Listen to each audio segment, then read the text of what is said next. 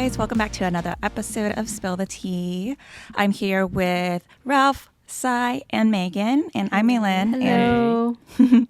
And we're talking about the pressure to overachieve, especially growing up in homes of either immigrant families or just talking about how our family's upbringing really affects our pressure on ourselves and how we have this need to constantly achieve something. And I feel like it comes from a place where it's almost like our parents are almost living vicariously through you. I don't know if you know what I mean. Yeah, for sure. But it's like all the things that they couldn't have, they want their children to have. And especially for me, coming from an immigrant family, a refugee family especially as well, it's kind of like they escaped their country literally with that goal in mind of providing and giving you everything that they didn't have.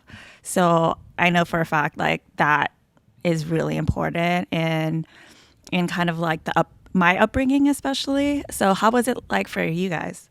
I mean, I kind of have a similar background as well. My mom was also a refugee. She left Vietnam when she was about 13 years old, I think.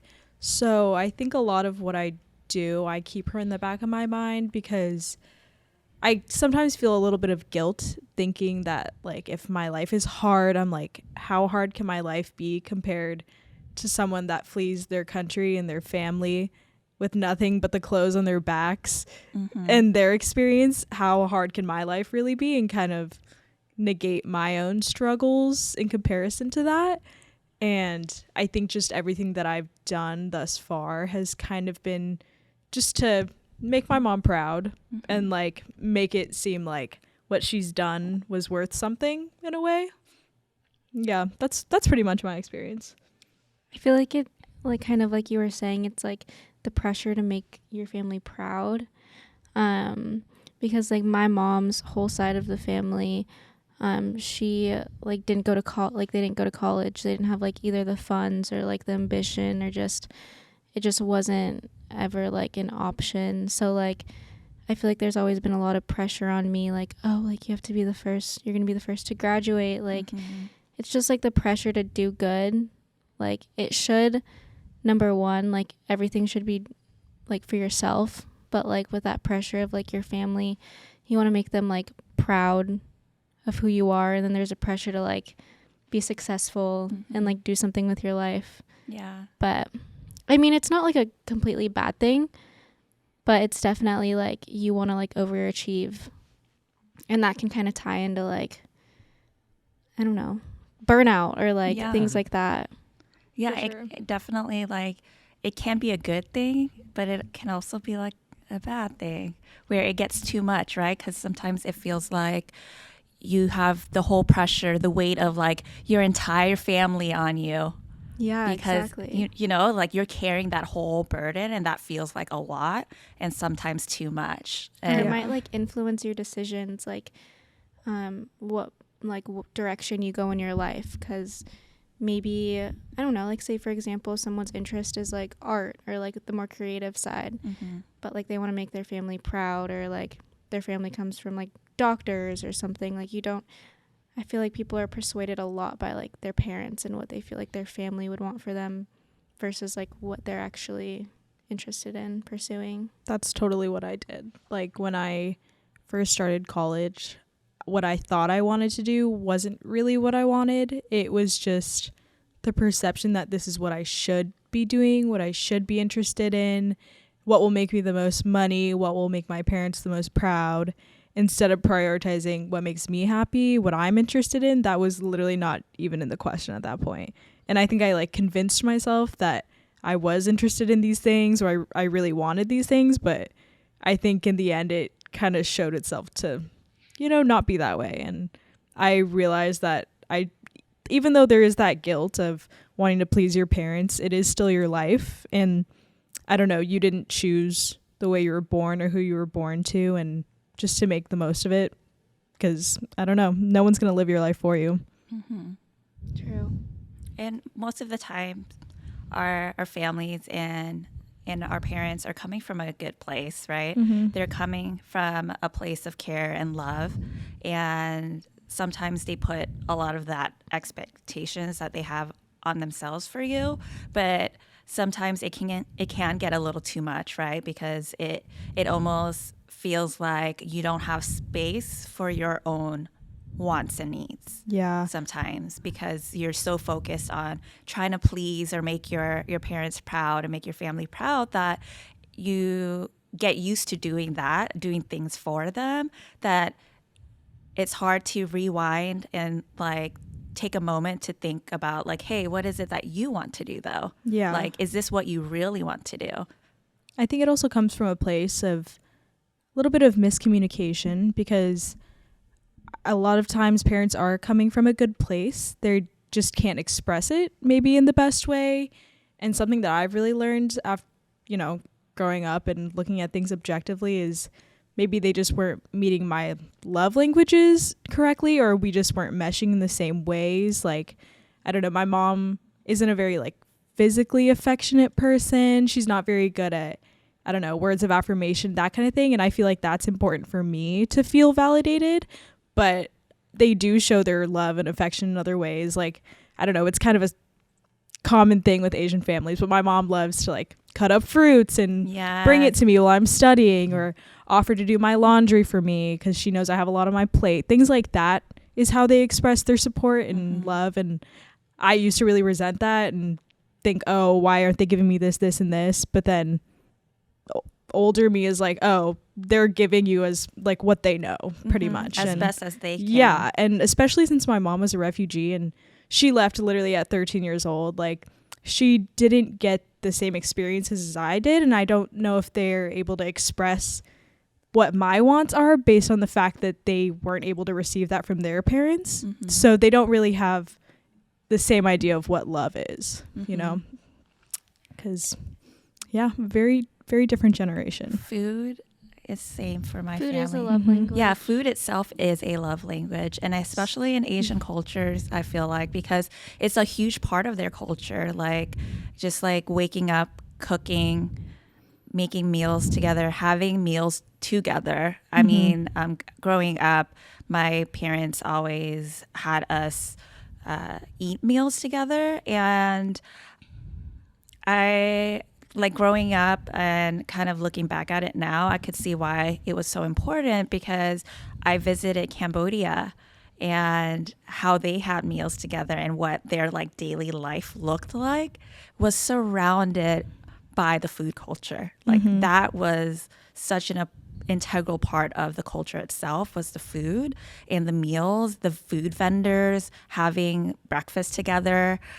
So that was like a huge thing that was always integrated into our family life, was just having meals together. For sure. I feel like in a lot of cultures, it's like almost like rude or disrespectful to like deny food, versus like here in America, like it's not really a big deal if you're like, no, thank I'm you. not hungry. I'm not hungry.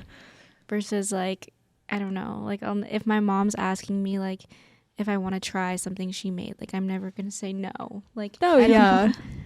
I know, and I don't think I realized until I was older, like, I'd be like, oh, Mom, I don't want to eat this. I don't eat that. But then let's say I'm cooking something and everyone's like, oh, I'm not hungry. I don't want to eat that. True, like, I don't I like would that. feel I'm like a little bit offended. Yeah. I'm like, oh, you don't want to eat my food? Like, Yeah. that's a little rude. Because you put all that time and Yeah, energy. you put the love into there. Yeah. And you take it personal. yeah, you See, take it a little I personally. find that funny because it's also part of Asian culture that you're not supposed to take the last one, and I always disagreed with that, because it was like, well, you guys are telling me I should be enjoying true. this food and you worked so hard for this, but I shouldn't take the last one. It's like, if I like it, I'm going to take the last one.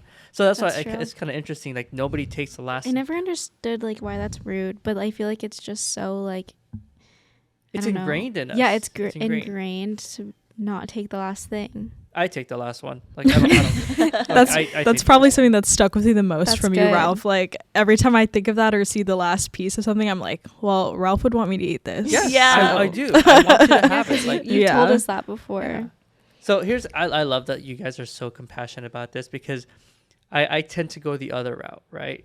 Well, like I understand the compassion and like the care and stuff that you guys bring on this, which is really great. Me, I'm like, man, the pressure that we get from our parents is absolute BS. Like, if your parents expect you to go to college, they should be the ones paying for it. I know somebody in our team whose parents expect them to go to college. They're making them pay for it. It's like, why the hell are you going to college if your parents aren't paying for it? I know Because they so want me many to. people like that. Yeah, I have to pay for So all of many my people. college. Yeah. So it's like, if But- your parents want you to go to college, great. As long as they're paying for it. Go to college 4 years, or, even post grad, like, go. Yeah. Oh, sorry, Sai, go ahead. I feel like with my kids, I feel like I would pay for their college, but I would make sure, like, I also at the same time don't want my kids to feel like things are like handed to them. Like, they have to be having a job.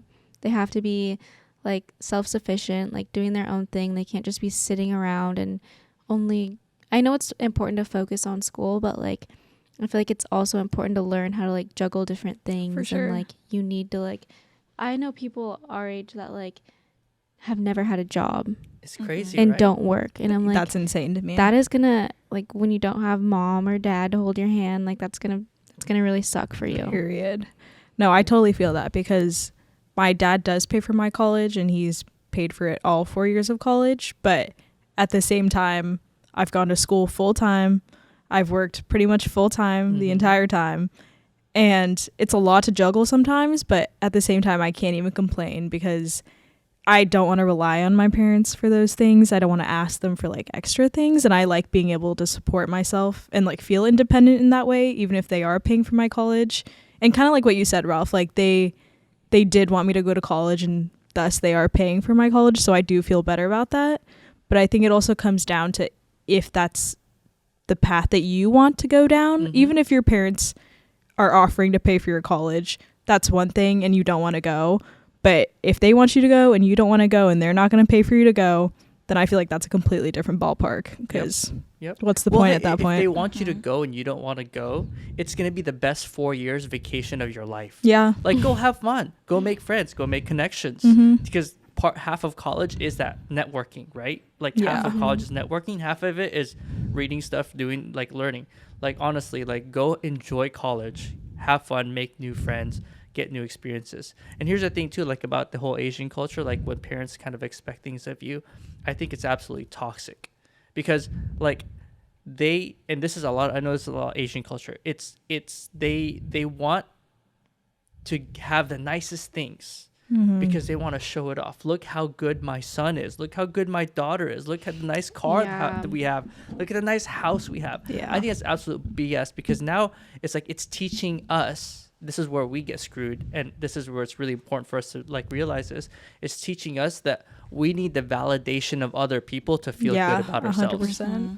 And that is, I call BS on that, because it's like, this is why so many people are depressed, so sad. Like, they have so much self-doubt, especially in the Asian like culture, because like, man, like, how many times have you felt like you're not good enough? And I'm kind of rebellious, and like when my parents said it's either this or that, I'm like, F you, I'm done. I bounced out when I was 17 and have been doing my own thing. But like, not everybody has the self-awareness to be able to do that. Yeah. And I wish more people would be able to realize the fact that, our parents putting their expectations, their, need for validation from other people above us as individuals. Like, I think a lot of Asian parents, and I know they do this out of love. It's always out of love. Misplaced, yes, but it's always love.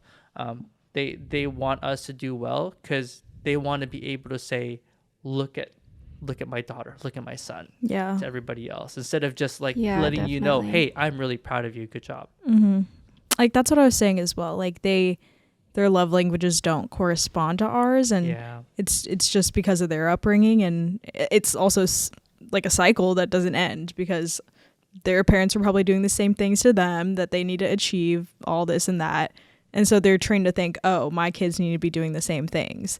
But from my perspective, I wouldn't want to put that on my children, because I want them to know that they're appreciated and that I'm proud of them no matter what they do, and as long as they're happy, that's fine. Yeah, because growing up, a lot of like the pressures that your family and your parents put on you, you take that as your own self-worth, Yep. right? Mhm. For sure. And that's why it impacts like people's self-esteems and self-worth so much, and not feeling good enough is because they attach that to what their parents are expecting out of them, Yeah. right? And if you're not meeting that, and if you're like disappointing your parents, it's like, well, what do I do now? Because these are the most important people in your life at the moment, right? For kids, right? Growing up, those are the two like main people in your life that's your whole world. So if you're disappointing your whole world, what do you have left? Especially like in today's day and age where there's already so much pressure from like society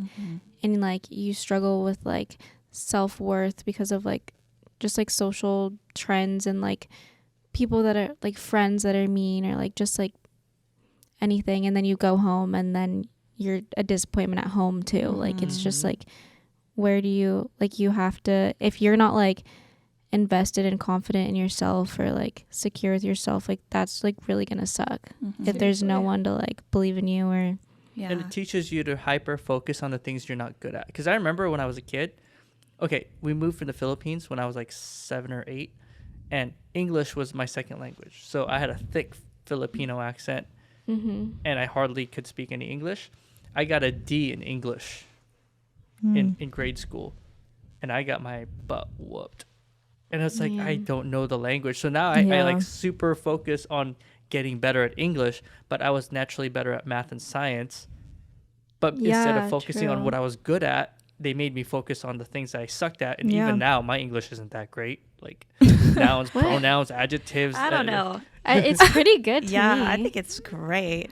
Oh, you guys are so nice. Thanks. I kind of feel you on that because growing up, if my parents would get on me if I got an A minus. Same. So if I got Same an A thing. minus, if it wasn't an A or A plus, it was like, why did you get an A minus? Like that's not okay.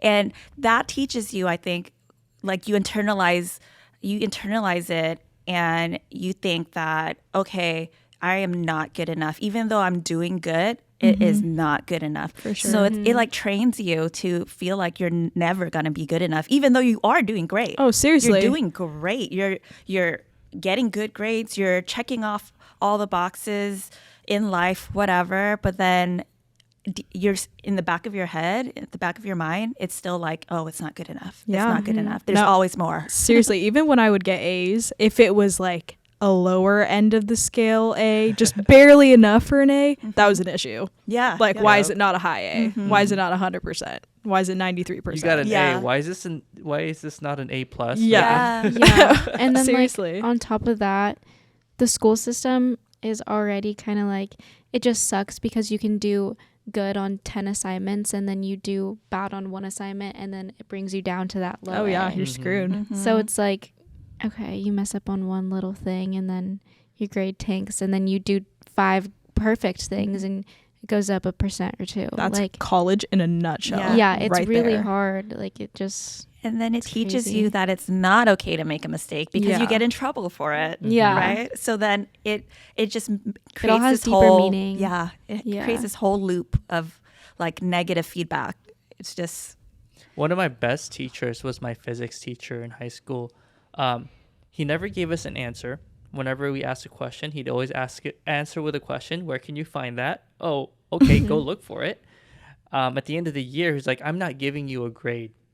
You need to figure out what grade you earned and then write why you deserve that grade. And a lot of us, like, I know me personally, is like, I had to really reflect on how did I perform? Like, be honest with yeah, yourself. I had to be honest with myself. And I know a lot of people were like, yes, I'm giving myself Yeah. an A, and give whatever BS reason they gave themselves an A for. But like when you really like took it seriously, you had to be really honest with yourself. And that was really cool because that experience just like opened my eyes to like, okay, this is where I didn't do so well. This is where I did well on. If I was going to give myself a letter grade, what would it be? And it was a great experience. It's like it really taught that kind of like honesty to self, which is huge. Yeah, that actually happened to me this quarter. Nice. For one of my classes. I think that she was probably one of the best professors I've ever had. And this was like a critical practice like English class, but it turned into more of like a sociology kind of like humanistic type of class. And she really put an emphasis on like she calls it low stakesifying yourself and your assignments and your writing, and not worrying that other people are looking over your shoulder and judging what you're doing, but rather doing things for yourself. Nice. And at the end of the class, we did the same thing. Like we did a self-assessment, told her what grade we thought we deserved, and that's what she was going to give us. Wow. Just based on, honor code. So And I love that because it teaches you how to be more self-aware. Mhm. And it really teaches you how to honor yourself because you're thinking about, okay, what is it that I am really doing? And you get to think about all the different factors that you're thinking about or influencing your decisions or the work that you're doing. Yeah. So it really teaches you a whole lot about yourself, which allows you to make better decisions for yourself too. I really loved her like low stakes mindset, because once I lowered the stakes for myself and didn't equivalent anything to like a letter grade or a score, I felt like I was more passionate to do these things, and like I could be myself more freely in my assignments, and I think that showed in my work. And I think it's kind of the same thing, like anything that you feel is like a chore or you have no motivation to do, low stakesify it.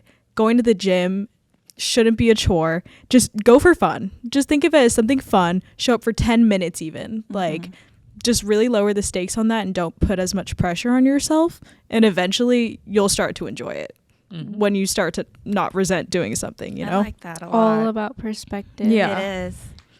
Like literally everything. Not everything is serious all Yeah. the time.